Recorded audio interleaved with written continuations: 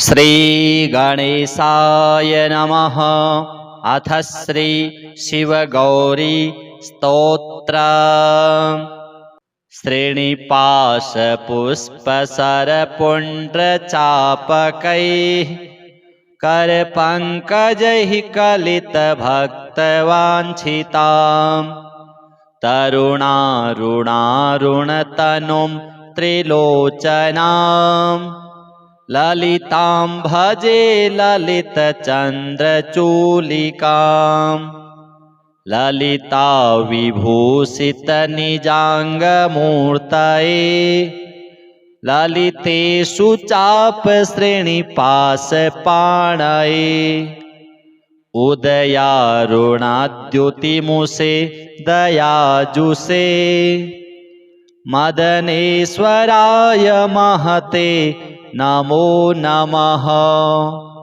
अञ्चत्पञ्चशिखोच्चमञ्चनिकटे चक्रासनाध्यासिनीं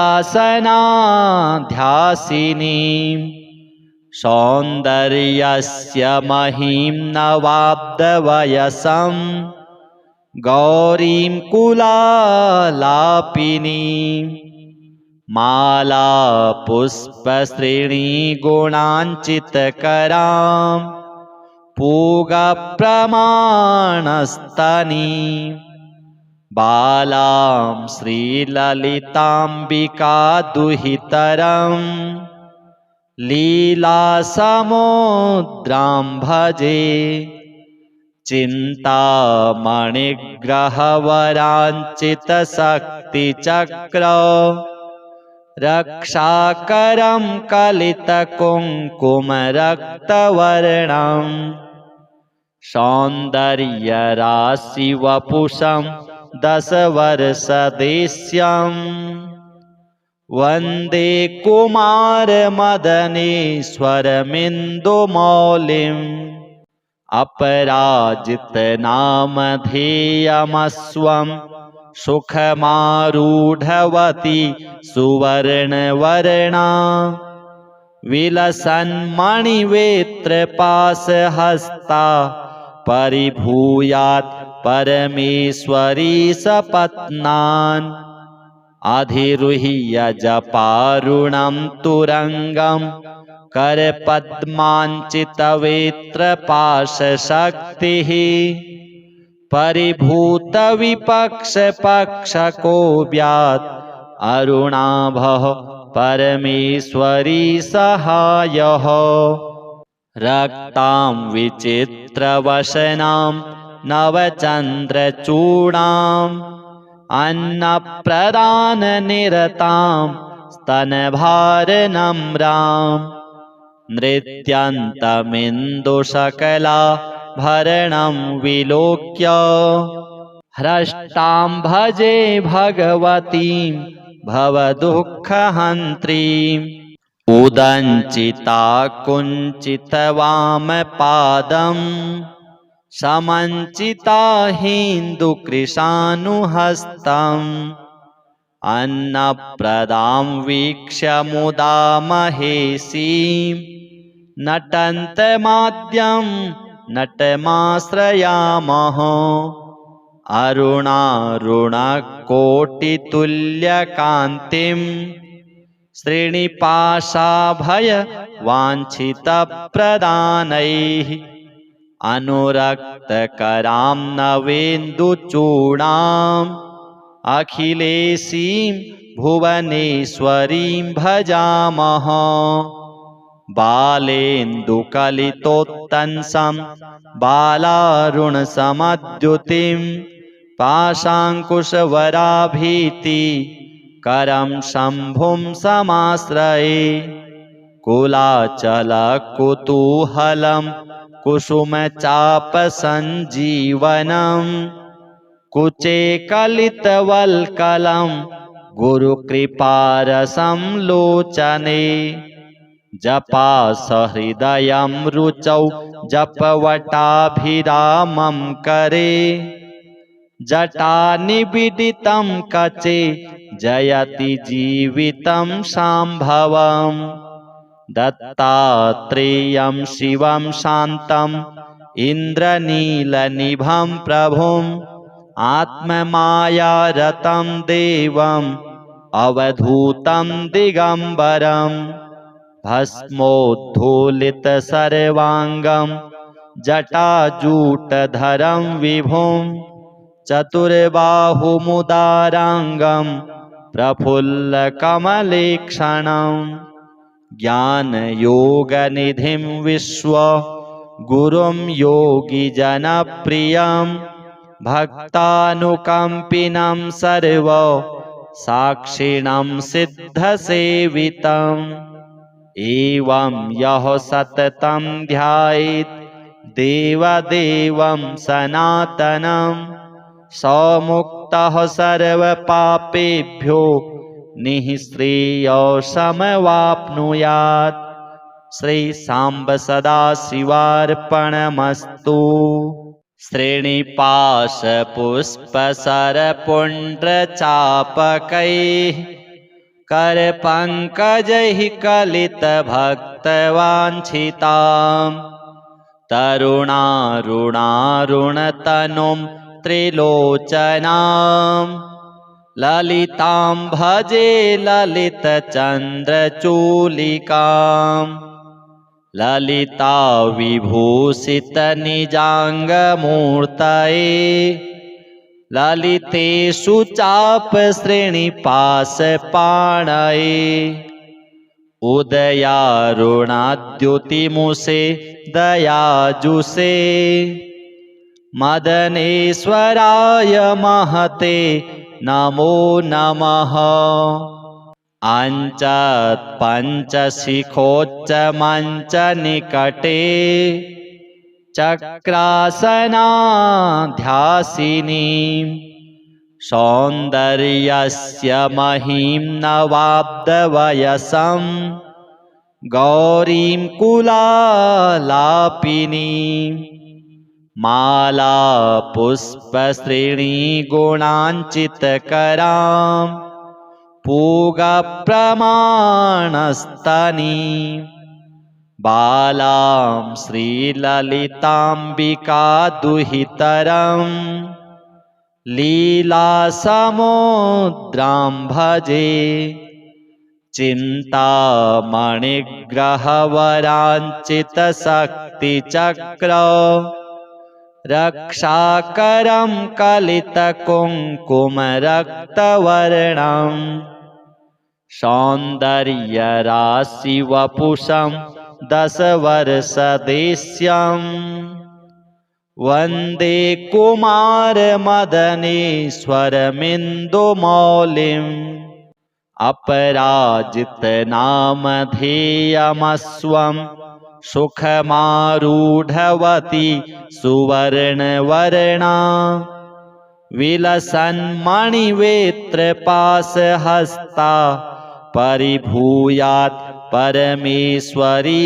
सपत्नान् अधिरुह्य जपारुणं तुरङ्गं करपद्माञ्चितवेत्रपाशशक्तिः परिभूतविपक्षपक्षकोऽव्यात् अरुणाभः परमेश्वरी सहायः रक्तां विचित्रवसनां नवचन्द्रचूडाम्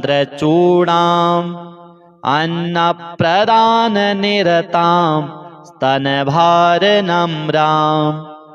नृत्यन्तमिन्दुशकलाभरणं विलोक्य ह्रष्टां भजे भगवतीं भवदुःखहन्त्रीम् उदञ्चिता कुञ्चितवामपादम् समञ्चिता हिन्दुकृशानुहस्तम् अन्नप्रदां वीक्ष्य मुदा महेशीं नटन्तमाद्यं नटमाश्रयामः अरुणारुणकोटितुल्यकान्तिं श्रेणिपाशाभयवाञ्छितप्रदानैः अनुरक्तकरां नवेन्दुचूडाम् अखिलेशीं भुवनेश्वरीं भजामः। बालेन्दुकलितोत्तंसं बालारुणसमद्युतिं पाशाङ्कुशवराभीति करं शम्भुं समाश्रये।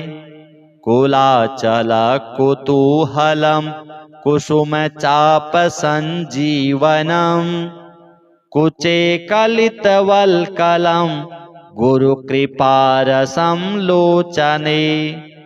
जपासहृदयं रुचौ जपवटाभिरामं करे जटानिबिडितं कचे जयति जीवितं शाम्भवम्।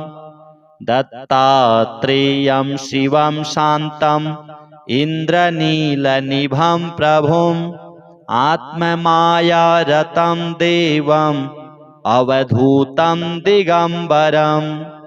भस्मोद्धूलितसर्वाङ्गं जटाजूटधरं विभुं चतुर्बाहुमुदाराङ्गं प्रफुल्लकमलेक्षणम्।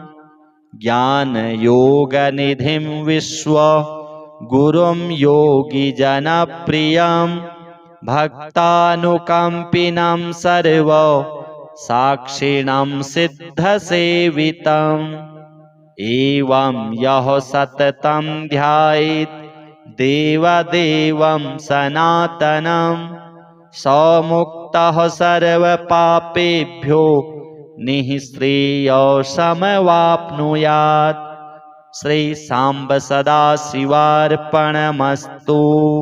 श्रेणिपाशपुष्पसरपुण्ड्रचापकैः करपङ्कजैः कलितभक्तवाञ्छितां तरुणारुणारुणतनुं त्रिलोचनां ललितां भजे ललितचन्द्रचूलिकाम्।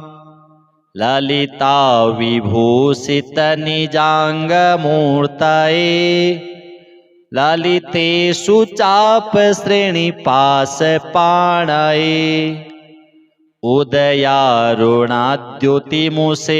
दयाजुषे मदनेश्वराय महते नमो नमः।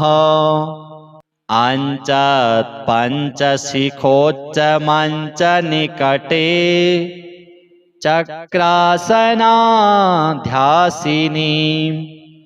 सौन्दर्यस्य महीं नवाब्दवयसं गौरीं कुलालापिनीं मालापुष्पश्रेणीगुणाञ्चितकरां पूगप्रमाणस्तनीं बालां श्रीललिताम्बिकादुहितरं लीलासमुद्रां भजे।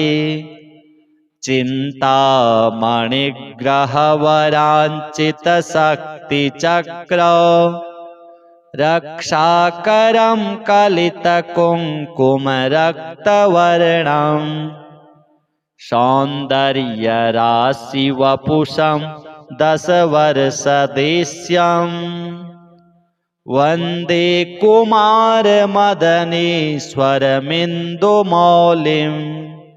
अपराजितनामधेयमस्वं सुखमारूढवती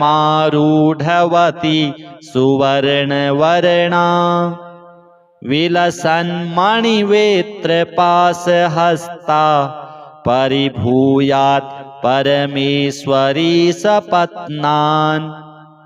अधिरुह्य जपारुणं तुरङ्गं करपद्माञ्चितवेत्रपाशशक्तिः परिभूतविपक्षपक्षकोऽव्यात् अरुणाभः परमेश्वरी सहायः।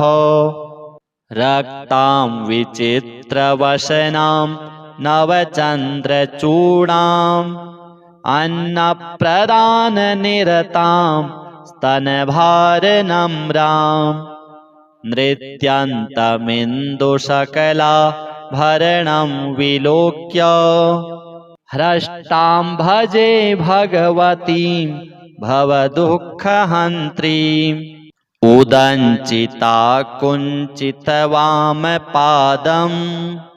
समञ्चिता हिन्दुकृशानुहस्तम् अन्नप्रदां वीक्ष्य मुदा महेशीं नटन्तमाद्यं नटमाश्रयामः अरुणारुणकोटितुल्यकान्तिं श्रीनिपाशाभयवाञ्छितप्रदानैः अनुरक्तकरां नवेन्दुचूडाम्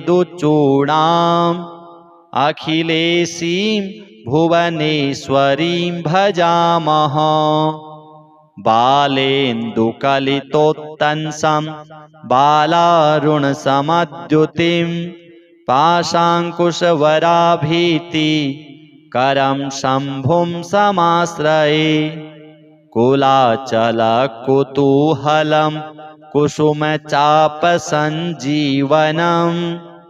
कुचे कलितवल्कलं गुरुकृपारसं लोचने जपासहृदयं रुचौ जपवटाभिरामं करे जटानिबिडितं कचे जयति जीवितं शाम्भवम् दत्तात्रेयं शिवं शान्तम् इन्द्रनीलनिभं प्रभुम् आत्ममायारतं देवम् अवधूतं दिगम्बरम् भस्मोद्धूलितसर्वाङ्गं जटाजूटधरं विभुं चतुर्बाहुमुदाराङ्गं प्रफुल्लकमलेक्षणं ज्ञानयोगनिधिं विश्वगुरुं योगिजनप्रियं भक्तानुकम्पिनं सर्वसाक्षिणं सिद्धसेवितम् एवं यः सततं ध्यायेत् देवदेवं सनातनं स मुक्तः सर्वपापेभ्यो निःश्रेयसमवाप्नुयात्। श्री सांब सदाशिवार्पणमस्तु।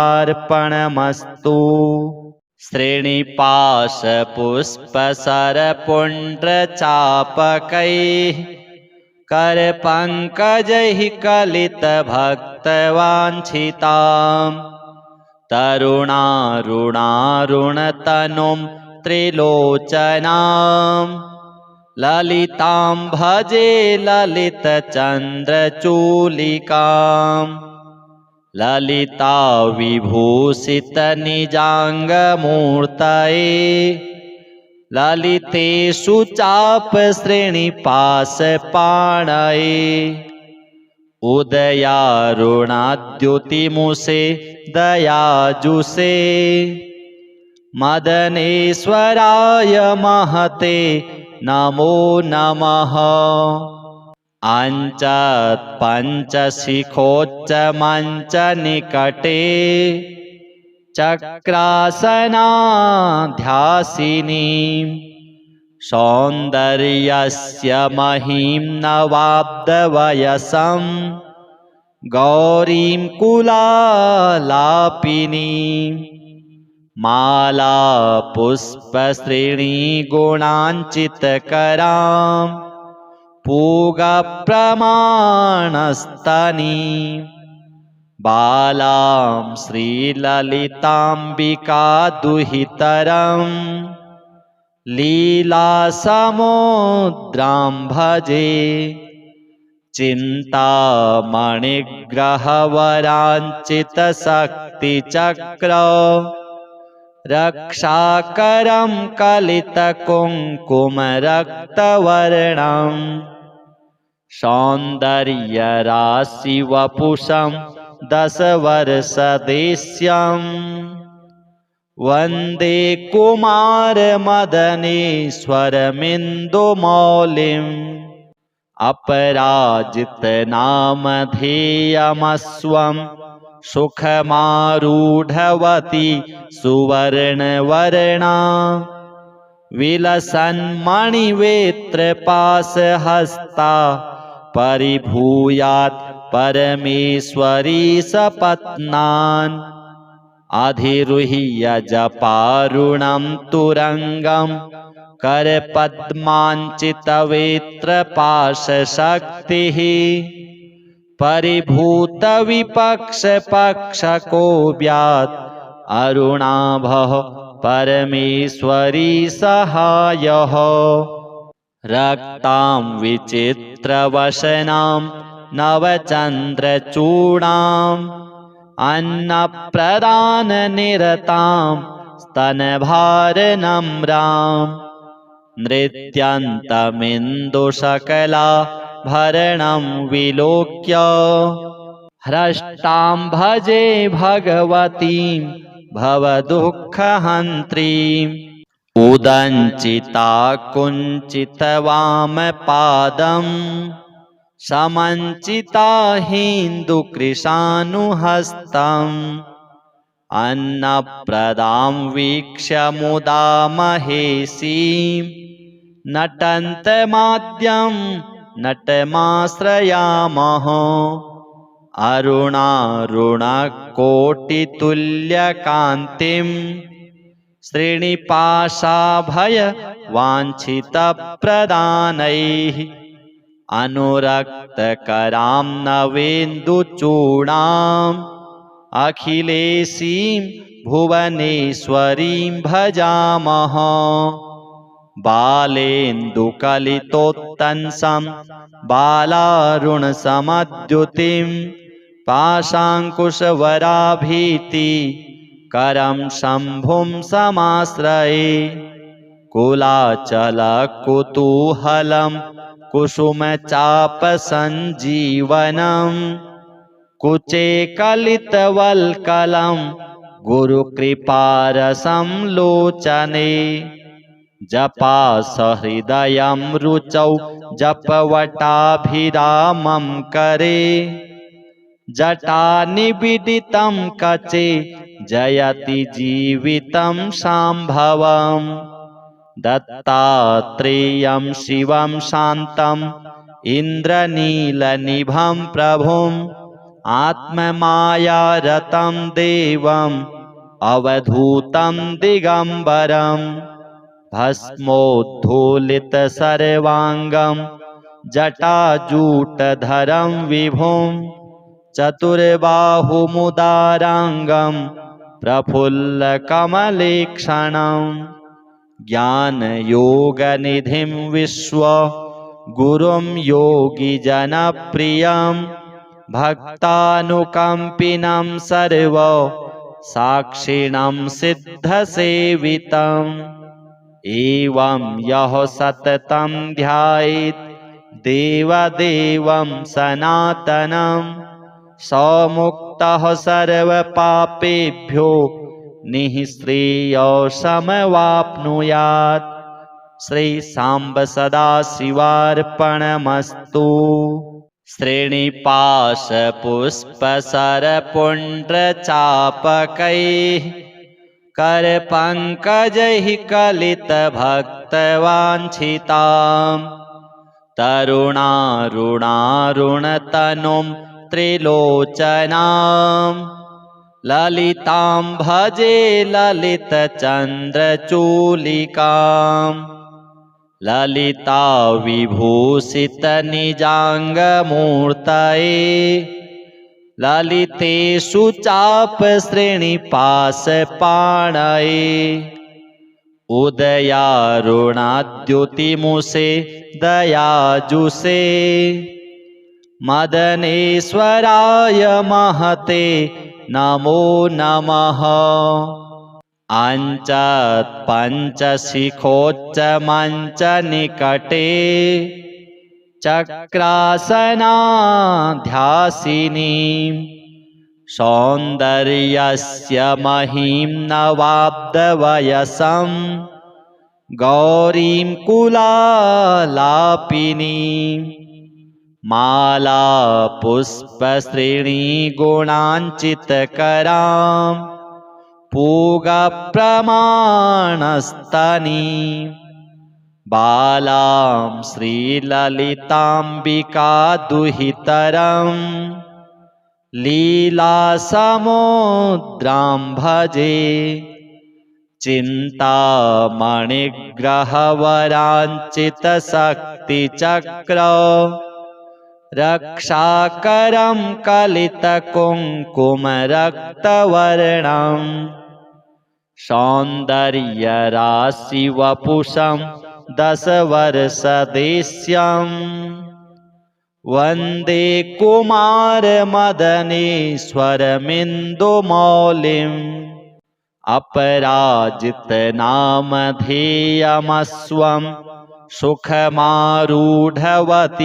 सुवर्णवर्णा विलसन्मणिवेत्रपाशहस्ता परिभूयात् परमेश्वरी सपत्नान् अधिरुह्य जपारुणं तुरङ्गं करपद्माञ्चितवेत्रपाशशक्तिः परिभूतविपक्षपक्षकोऽव्यात् अरुणाभः परमेश्वरी सहायः रक्तां विचित्रवसनां नवचन्द्रचूडाम्